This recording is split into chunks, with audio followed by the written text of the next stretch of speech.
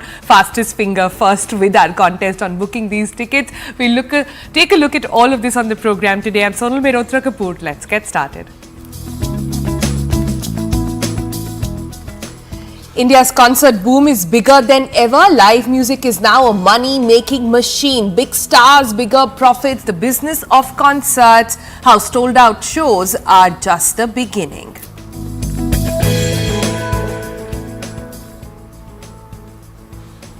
And after that, we are shifting focus. Remember, the Kumbh right now still in full force, and we talk about the sounds of Kumbh with Grammy winners who are collaborating. They're capturing the magic of the Maha Kumbh. They're sharing their Kumbh experience. 12 tracks, Indian ragas, Western notes coming together in a unique musical insight.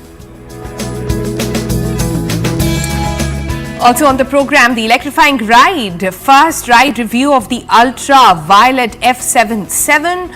It's the super street first ride. The future of motorcycles, is it? Overdrive will bring you the verdict.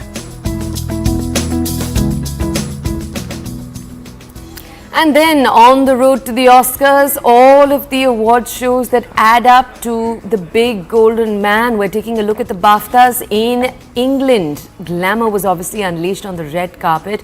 You had some gorgeous looks. That's Pamela Anderson wearing a gorgeous Jacquemus dress.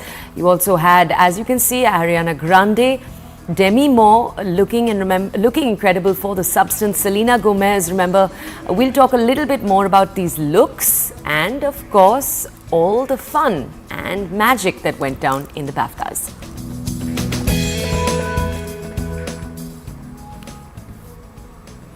All right, a sold-out concert used to be a sign of an artist's popularity.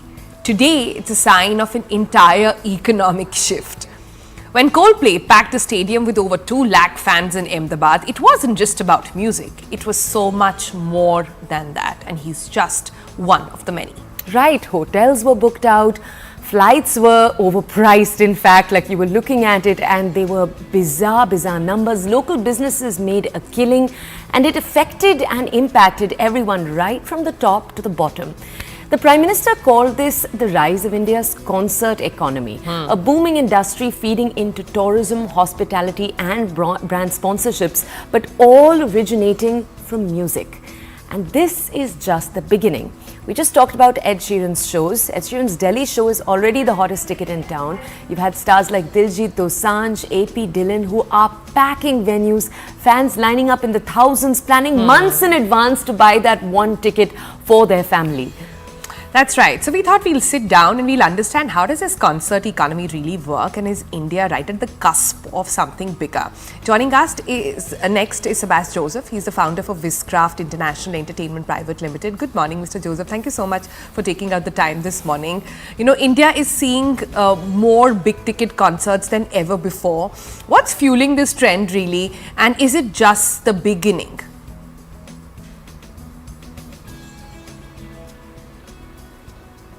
To start with, I think India is rising. India is rising on multiple counts, be it as an economy, as a powerhouse for entertainment, culture, and experiences. If you look at many of the artists who are coming in, they are artists who are popular today. It's not just one nostalgia trip. So the artists of today who are touring the world, and the artists of today are finding it relevant to come to India, because here's a country which has a future, which is the future. What is fueling it in terms of the excitement? We've never had these kind of artists here before. We have the consumer who can pay, which never existed a while earlier. The consumer has the money, the willingness to spend, and the disposable income, where he's living for today and he wants to party tonight. The entire attitude of the Indian consumer has changed, and it's responding and it's favorable to performances, concerts, experiences that are coming in which are once in a lifetime. The way people have gone crazy about a Coldplay concert. not just in India, but across the world. Look at what the Coldplay concerts have done to Singapore. What have they done to the Australian economy? What have they done to the Thailand economy? So, and these are just in our vicinity. Coldplay concerts sold out in UAE and 1+1. If you look at what happened in India, a concert after concert after concert just kept getting announced. Even a city was changed or added on, and that worked magically. So the hunger for experiences, hunger for uniqueness, never before seen experiences, never before experienced events, there is a surge for that, and there's a desire for it, and there's a willingness to spend and pay for it.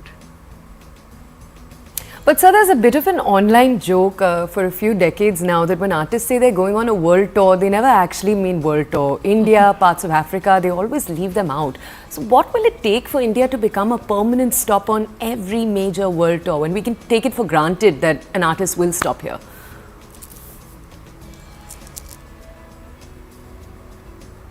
For me, this is just the proof of concept.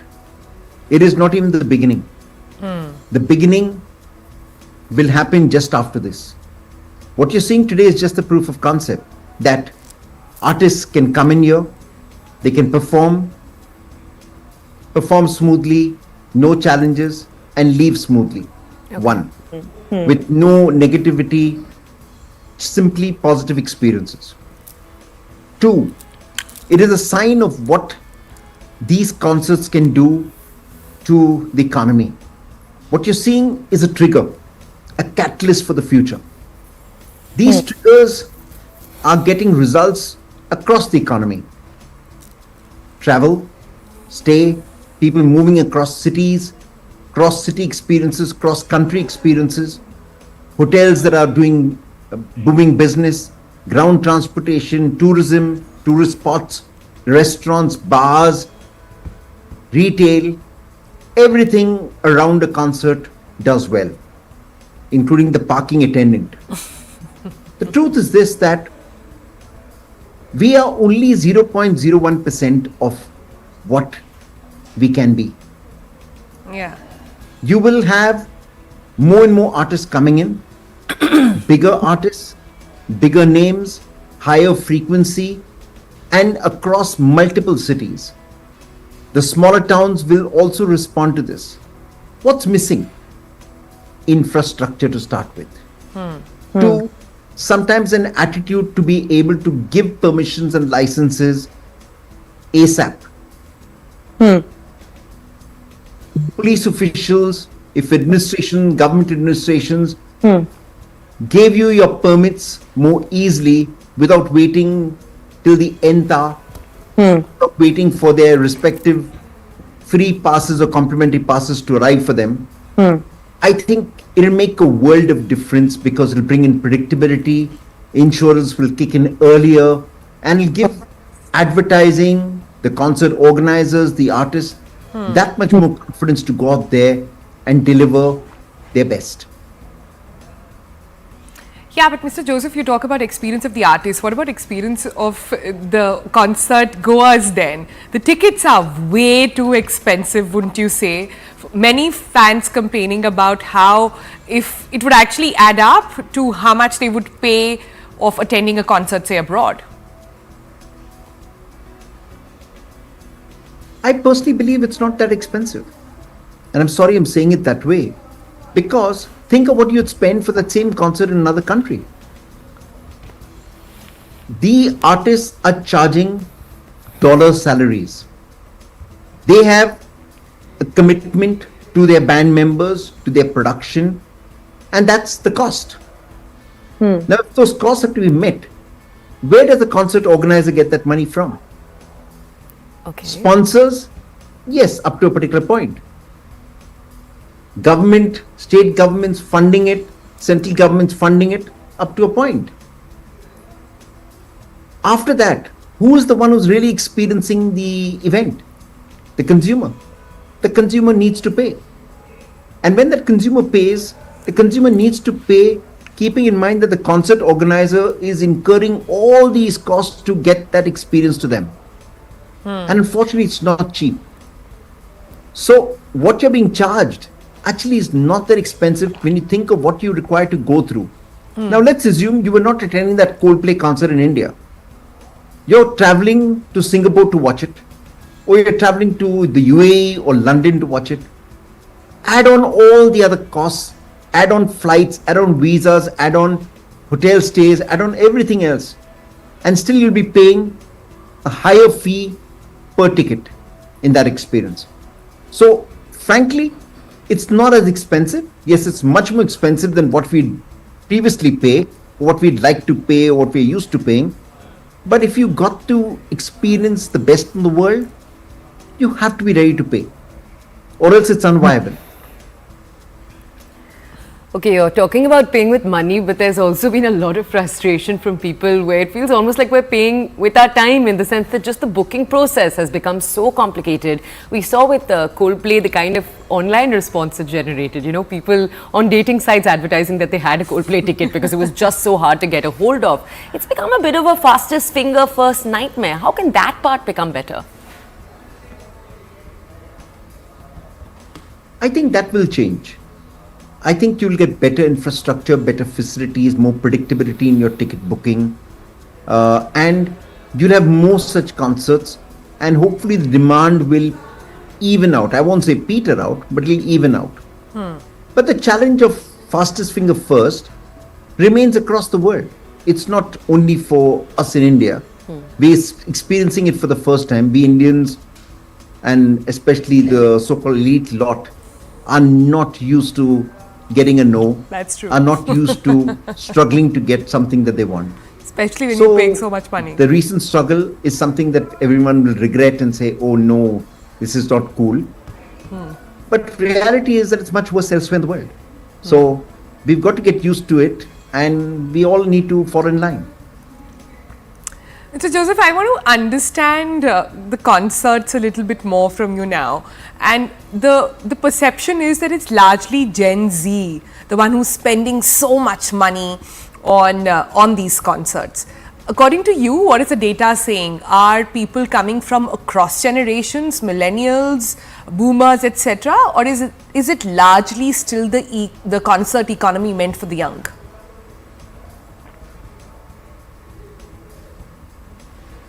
I think it varies from concert to concert. When it comes down to just one EDM concert, you have the Gen Zs and the millennials and little above them trooping in for the concert. When you do a Coldplay, it cuts across ages. When you do Ed Sheeran, it cuts across ages. Even a Diljit or an Arijit, they cut across ages. Not necessarily so much in terms of the older segment for Diljit, but definitely for Arijit, for A.R. Rahman.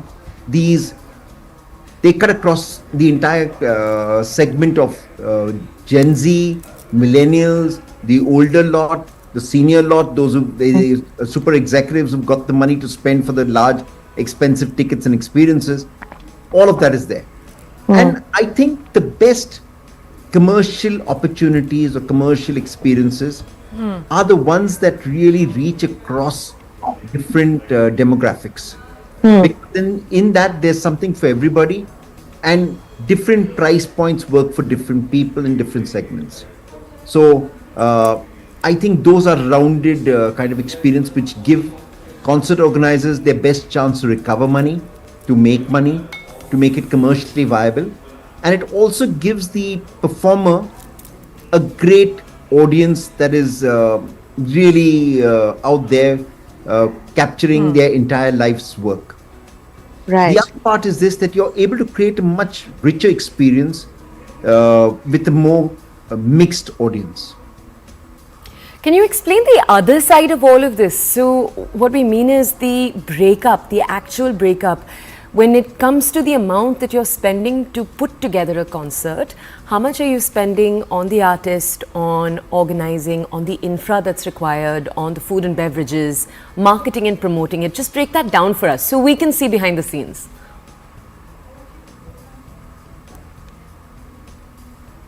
let's assume for a moment you have 100 rupees,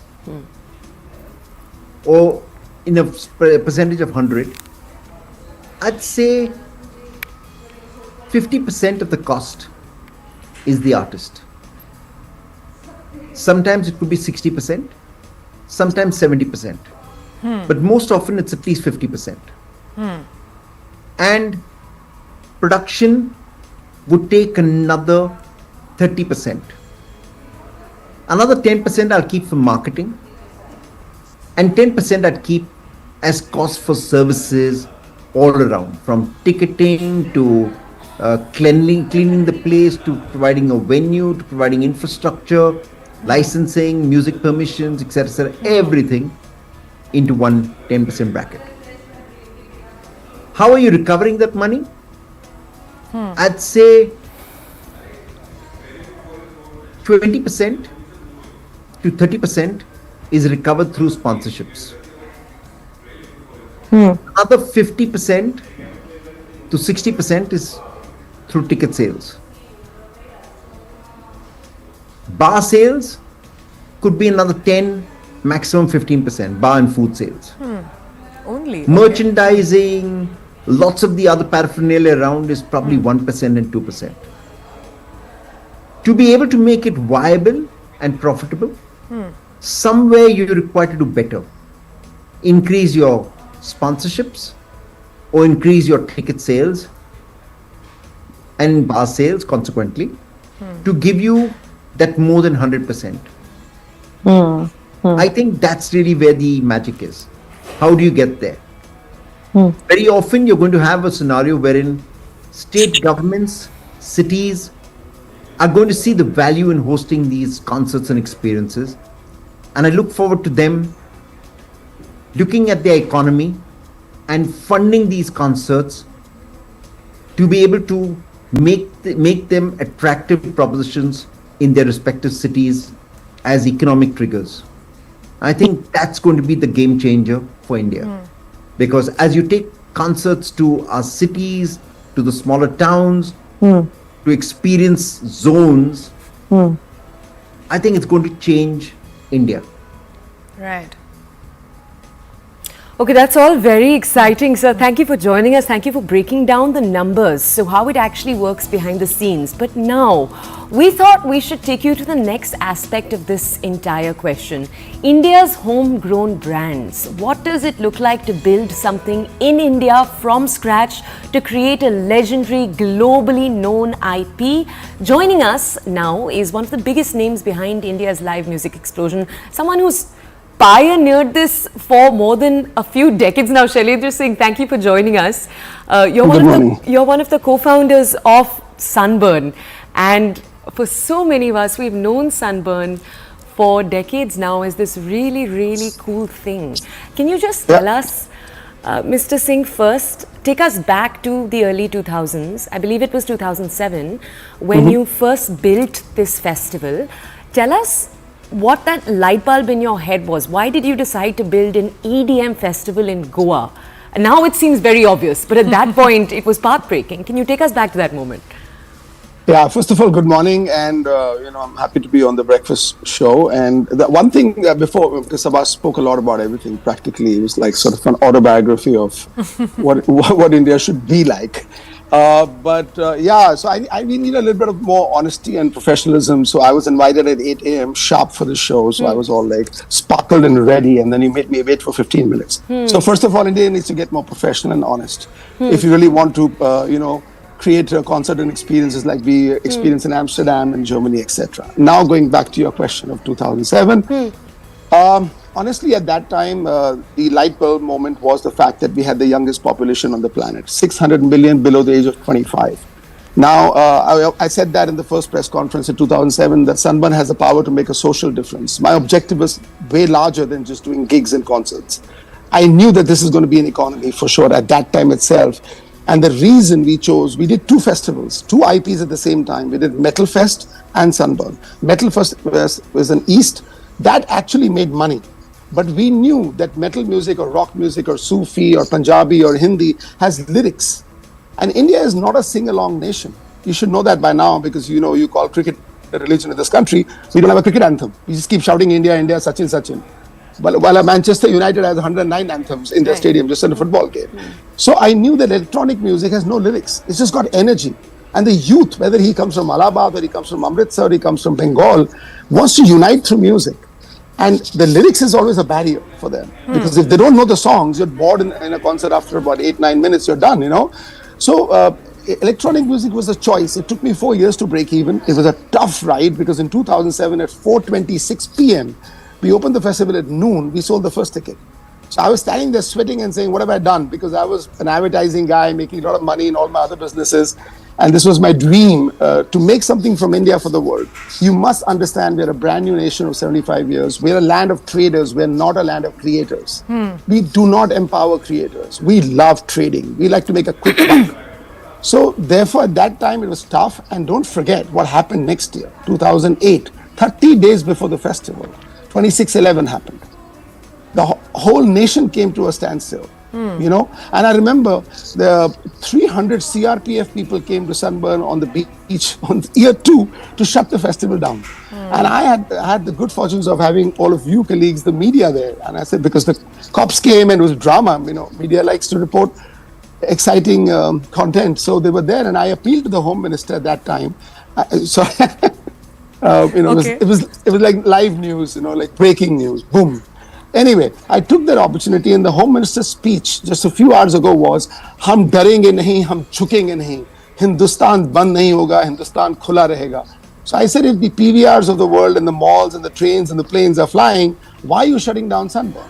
So my plea went out, and guess what? We were the only event in the entire country that was allowed to function in 2008. If that didn't happen, today would be a different ball game altogether, because I would have given up. So yeah, I think your fortunes, guts, you know, a little bit of balls and brains to make it happen. But then now that we've done about 6,000-7,000 events since 2007 in this country, and guess what? All safe and sound, and suddenly there's a concert economy. Right. Mr. Singh, that's interesting. And firstly, thank you for your patience right in the morning. Just the nature of news sometimes that we've had to, you know, push things up and down. So glad to have you there with your cup of coffee while we share ours. You know, if you have so much of experience of actually doing this over the years, and we've come a long way.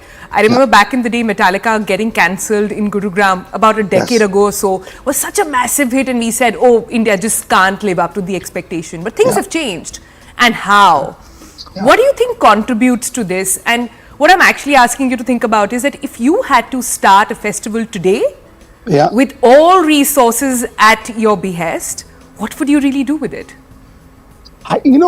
So very intelligent question. So first I'm going to answer the fact that we still are, I'm saying it economy, not country. We are still a reactive economy, not active.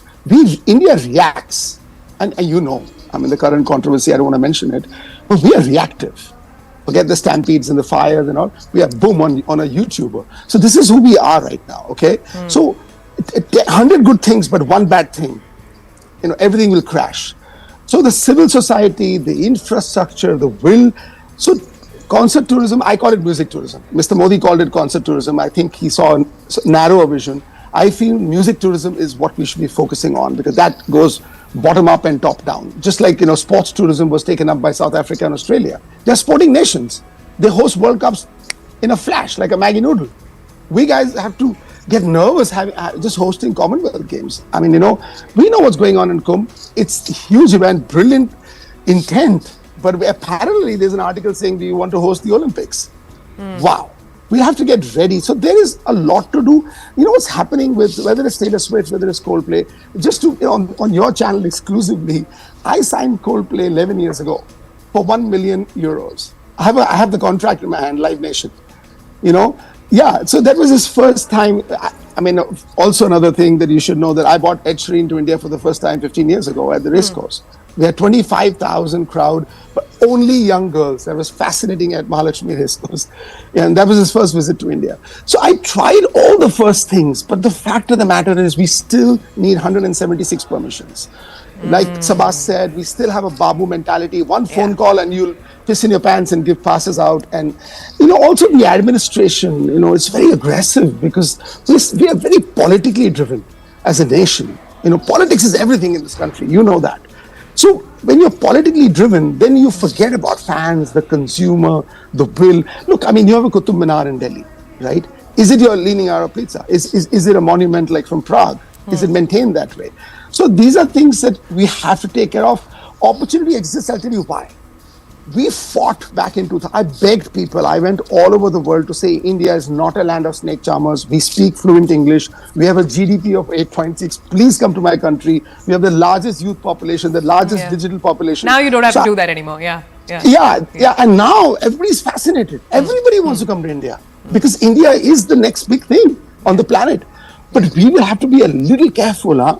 I mean, we can fly the bullet trains, but we'll have to just take care of the normal trains first. So, so a little word of caution. The youth wants it.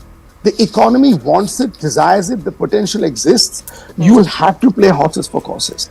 You know what I mean? Like I was fought in sports on your channel itself. And I said, I don't know, I have no idea why politicians are running sports in this country, but all the federations are run by politicians. You know what I mean? You remember the boxing story? I ran away boxing. All my sponsors ran away. Can we ask you, Shailendra, before we let you go? You've talked about this in the past too. And it kind of ties back to what you were saying right now. When it comes to issues, there's also the tricky issue of moral policing. And you did an EDM festival in Goa in the 2000s. Before, EDM was a concept that we all understood. How did you walk that line? I'm going to send you my book. I wrote a book on it.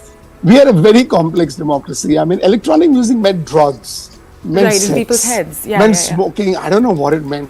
And I'll tell you a fascinating thing. I start the festival by playing Hanuman Chalisa on the speakers. Since 2007. The white folks, because we used to have tourists from 59 countries. Please hold on to this fact. The Cricket World Cup that you just hosted, that you won, had 99% Indians in the stadiums. No tourists. We didn't market the Cricket World Cup. But in Sunburn, we used to have tourists from 59 countries. So we were very old school. But what I realized, you're so spot on with this question. I went straight to Surat. And I decided to do an event in 2009 in Surat in a campus in a university. And the principal said, are you mad? This is going to break all the norms of the school. I said, listen, I showed him videos. I said, this is where the youth wants to be. There is no drugs. There is nothing. It's a social platform to bring youth together, pure energy. Strangers become friends. A Punjabi hugs a Bengali because the tunes are right. It's a beautiful business, and they agreed. And now we've done about 10,000 campuses. That's the whole bottom-up strategy. So it was tough. It's still tough, actually. I won't lie to you. Even my mother, who's no more, kept saying, "Ye kya kar raha hai tu? Samaj ko ganda bana raha hai." I said, "Mama." Then I took my mama with sunglasses and made her stand in Sunburn. And she says, "Ye bahut badhiya hai, ye chalega." I said, "Why, mama?" "Ye samne Bhagwan hai, chota stage pe, the DJ." She called him God, and he's saying, "Ye sab 15,000 log aise kar rahe hain. Ye acha hai." Yeah. Mr. Singh, you seem to be a man filled with stories, and we'll have to revisit interview with you to sort of get all of that out. But in paucity of time, we have to leave it over there. Thank you so much for joining us. Thank you so much for taking out the time. Lovely to meet you guys. Have a great day. Thank you. You too. You too. On that note, after all that concert, music, economy bit, it's time for us to take a break. Coming up on the other side, there is another electrifying story, but this one is actually with cars and bikes. It's the first ride review of the ultraviolet F77. Come right back for that.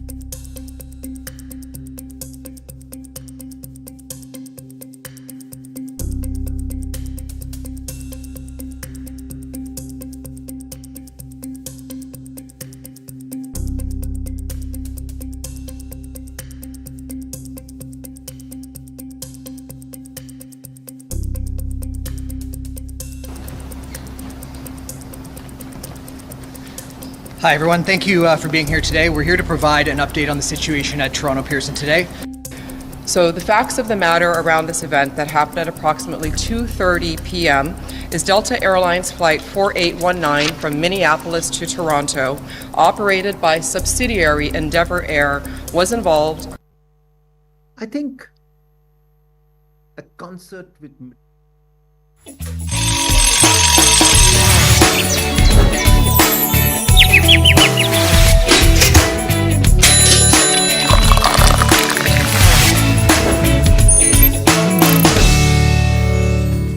All right, next we stay with music, but now we're going to be taking you on a spiritual and musical journey to the majestic Maha Kumbh that very much is still in process. And in conversation with CNN News 18's Anna Narsimhan are three extraordinary talents. You're going to meet in just a second the pianist Charu Suri, the Grammy winner Jim Kimo West, and the Grammy nominee Siddhant Bhatia.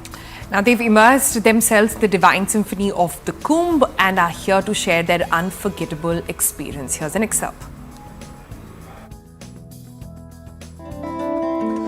रंग रंगीन भरे जग में कुछ कहाँ छुपा ओम नमः शिवाय. That's one of the tracks. Lovely. Om Namah Shivaya. Om Namah Shivaya, Shiva, Namah Shivaya. It's just amazing, isn't it? When you have such amazing talented musicians with us, do you really want to have a conversation? You just want to listen to it. And that too when they are going to bring in Grammy Award winners, accomplished musicians, trying to get us the sounds of Kumbh. Yes, there's something very special that's happening at the Maha Kumbh 2025. Charu Suri, Jim Kimo West, and Siddhant, thank you so much for being here. Amazing that just sounded. And for you to say that, listen, had I got a piano, I would have also got piano. We've got a new thing happening. She'll play the air piano. The air piano, that's right. We just imagine. We have to imagine the piano. Okay, so this is what? Om Namah Shivaya. Yeah, this is one of the tracks of the album. So how many tracks are there? We've got about 12 of them, and a couple of instrumentals, very deep meditative ones, a couple of extreme contemporary music. One of them is a trance track, one of them is a drum and bass track. I think everything is coming together. Okay, let me ask Jim this. How did this happen?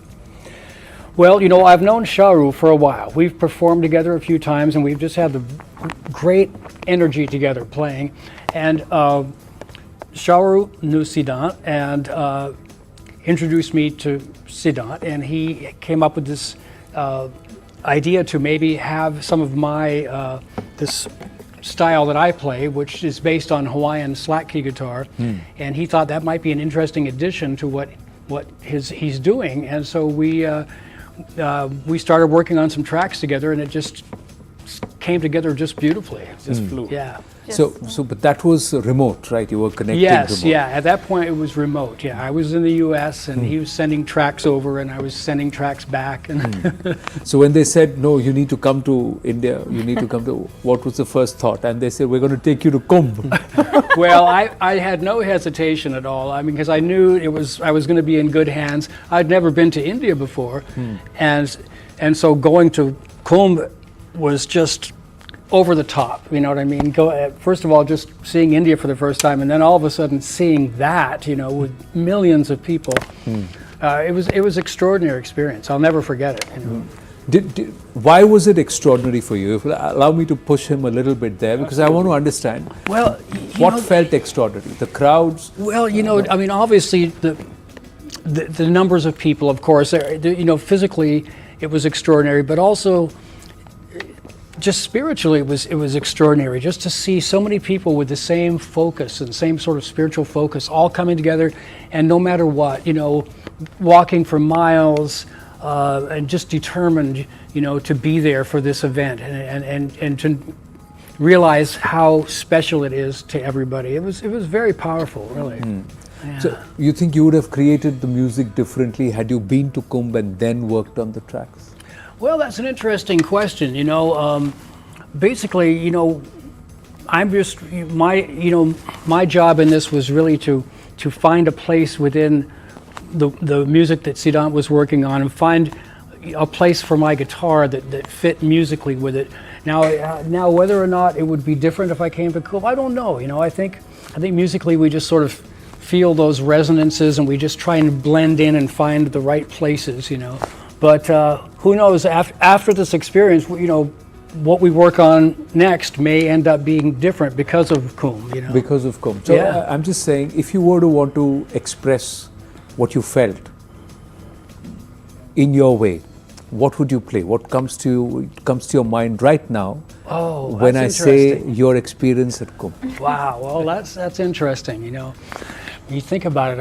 With so many people, but there were so many people, but it was so actually very peaceful too. Even though it was noisy and chaotic, and my style is not very chaotic and noisy, but I can, I can kind of imagine the peacefulness of it, And the river,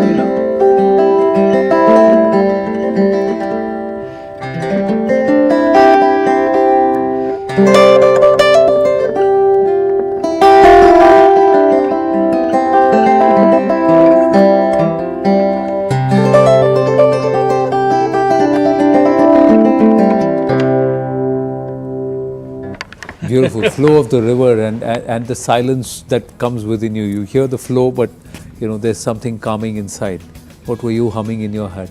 I was just singing along. I Yeah, remember this time we were on the boat and Jim was playing. I actually felt like I had fallen asleep, but I was awake.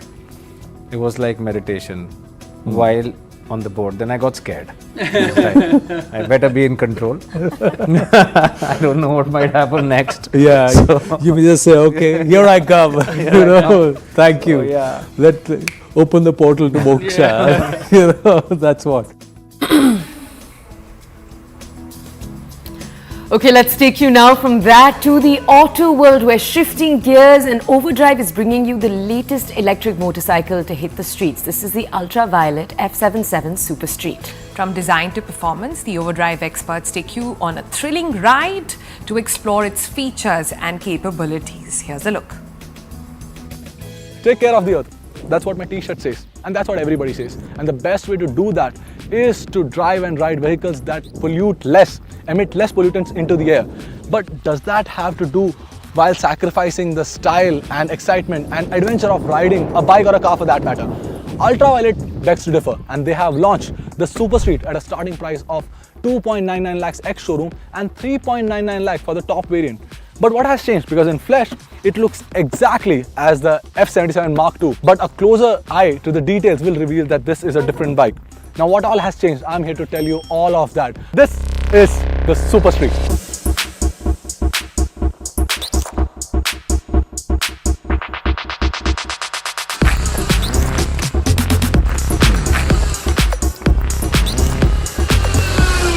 At a glance, you can't make the difference. It looks exactly as same as the F77 Mark II, but a lot has changed. To start with, gone away are the clip-ons from the Mark II. This is a wide handlebar. Take a look at the front. You have 17-inch wheels, MRF tires, alloy wheels, disc brake, 320mm disc brakes up front and 230 at the rear. If I talk about suspension, up front you get a USD unit which has 110mm of travel, and at the rear you have a monoshock with 60mm of travel. Now, as I come to the side, this again is an accessory, it's not stock. These are tank grips, you can buy them after you bought the bike. When it comes to the seating, you have a split seat setup. Now the cushioning is on the firmer side of things, but you have concealed grab rails right over here. These are not protruding, these are not visible to naked eye, but then again, there's a cavity right over here where you can hold, the pillion can hold. Now I am around 5 feet 9 inches tall, 10 inches tall, and this is how I look when I sit on the bike. As you can see, there is a proximity alert as well. If I touch it, a notification goes to the rider, the owner of the bike. Apart from that, there's an alarm system which makes it a point that people around you will know that you have touched the bike and it's not yours. But apart from that, the quality of the switch gear is also nice. You get an adjustable brake lever right over here for the brakes. Of course, there's no clutch because it's an electric bike. You have a skill switch right over here, and you have handlebar raisers as well. But apart from that, there is a side stand indicator as well, and the bike will not propel further if that is engaged, and it also tells you that the side stand has been deployed. Now when it comes to mirrors, the stock units are actually nice. They look quite sexy, but the field of vision was something that I had a problem with. I kept nudging it for the perfect measurement so that I could see more of what is behind, but it kind of kept showing me my arms and my shoulders. Now when it comes to weight, like I said, I am around 5 feet 9 inches tall. This is 207 kilos. The addition of the clamps and the handlebar raisers has bumped the weight a little bit, but it's negligible, not worth mentioning. But when it comes to the TFT display, this has also been changed. This one is a little more oriented towards the rider, which means the glare of the sun does not affect much.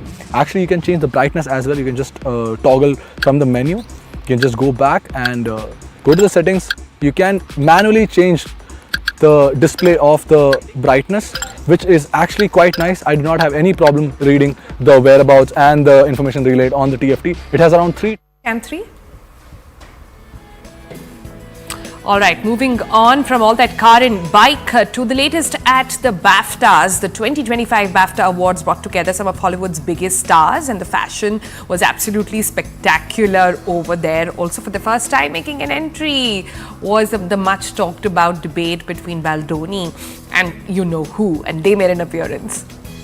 Right, so from the fashion perspective, you had Kylie Jenner along with Timothée Chalamet. Kylie Jenner's outfit received attention. There was also a funny joke about one of Timothée Chalamet actually being one of his lookalikes.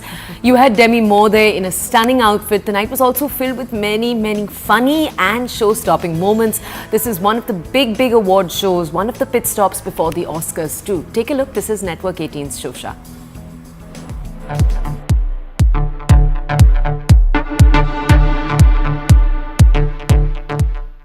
The 2025 BAFTAs was not just about celebrating cinema's finest. It was a fashion fantasy come to life. Hollywood's biggest, brightest stars turned the red carpet into their personal runway, serving looks that had us all talking. So let's dive into the most unforgettable ensembles from the night. First up, Kylie Jenner made a jaw-dropping entrance in a vintage John Galliano gown from the spring 1995 collection. The plunging neckline, shimmering sequin embellishments, and flawless fit turned her into an absolute vision. But the night's most buzzworthy moment, Timothée Chalamet joining her on the red carpet, channeling his signature Bob Dylan-inspired aesthetic in a custom black Bottega Veneta suit.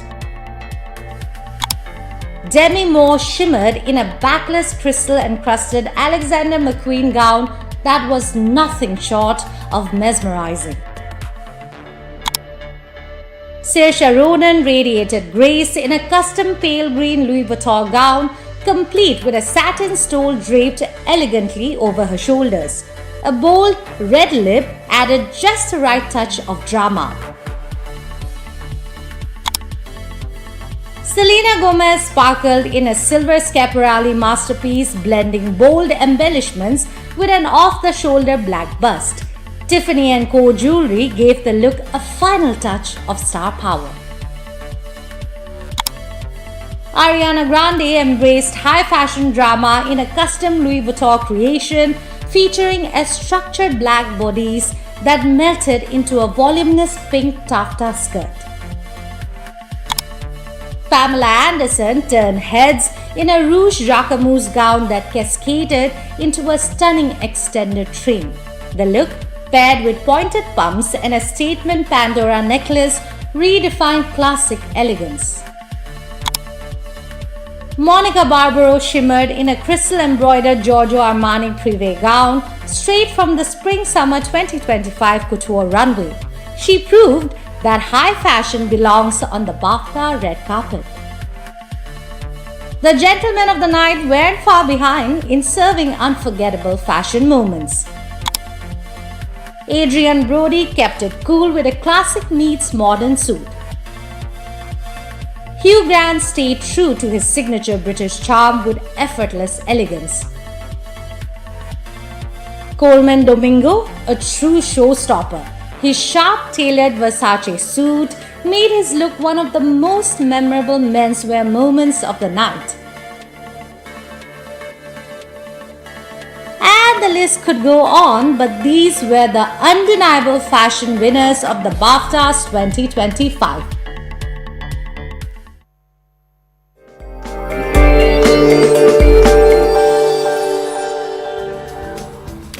All right, it's time to bring you a special segment on the financial markets powered by Money Control Pro, Money Control's premium destination for investing and business insights. Let's start with how markets are pegged to open this Tuesday morning. GIFT Nifty indicates a muted opening for the Indian stock markets. Asian markets opened subdued in Tuesday morning trade as investors await more economic data. Crude oil prices edge higher as traders weigh demand-supply conditions. Gold prices steady on firm demand from investors. After opening positive, Indian equities closed lower. Consumer sentiment, especially in the urban areas, remains subdued. The tax cut offered to the middle class could provide a consumption boost. In addition, consumer durable companies are looking up to stronger summer sales. They're hopeful, essentially. Will the coming quarters actually turn out to be better? That remains the big question. You can log into Money Control Pro to find out more about consumer durables, but also various other actionable insights on the market. It's the premier destination for all investing views and financial insights that you're ever going to need, brought to you by Money Control.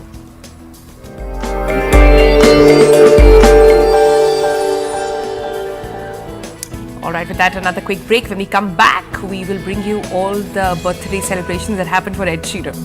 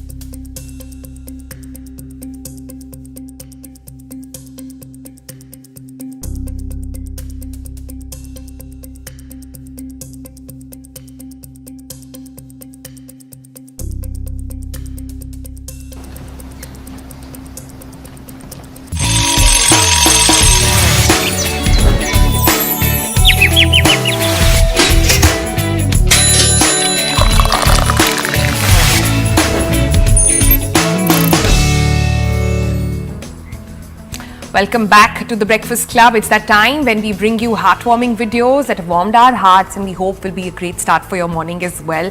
This one coming in from AIMS, where in a move to address medical challenges in Indian cities, Blinkit CEO has actually introduced the basic life support, the BLS ambulance service, 10 minutes response time last month. Now, after a month of service, the initiative actually received praise from a professor of neurosurgery at AIMS in New Delhi. Dr. Deepak Agarwal took to LinkedIn to comment on Blinkit's ambulance service, recounting how AIMS Trauma Center received a patient through the fast response time. So what he's actually listed out there in the post is the different services that the ambulance actually offered. He's called it a healthcare revolution that India has been waiting for. He said this is what you find in developed countries. He's essentially complimented the promptness of the paramedic staff and the kind of care that they showed. In his post, Professor Agarwal also described the services provided to the patient before he was brought to the AIMS Trauma Center. Yeah. Let's move from this very quickly to something entirely different now. We're taking you to everyone's favorite Indian pop star. Should I make that joke? Ed Sheeran turned 34 yesterday and he's been all around India on the bike behind Arijit, for example, which is why we made the joke that he's almost an honorary Indian at this point. Team TVC is obviously wishing him all of the happiness in the world for this birthday. Taking to Instagram, the Shape of You crooner shared a snap from his birthday bash on Monday. In that, you can see a colorful, vibrant theme. He just called it "It's My Birthday."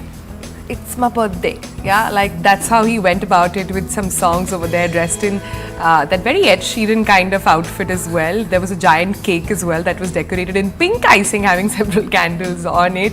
So here's wishing Ed Sheeran a very happy birthday, more trips to India, more affordable tickets for all of us. Enjoy this and we'll see you tomorrow. Bye-bye. Back. Yeah. Goodbye.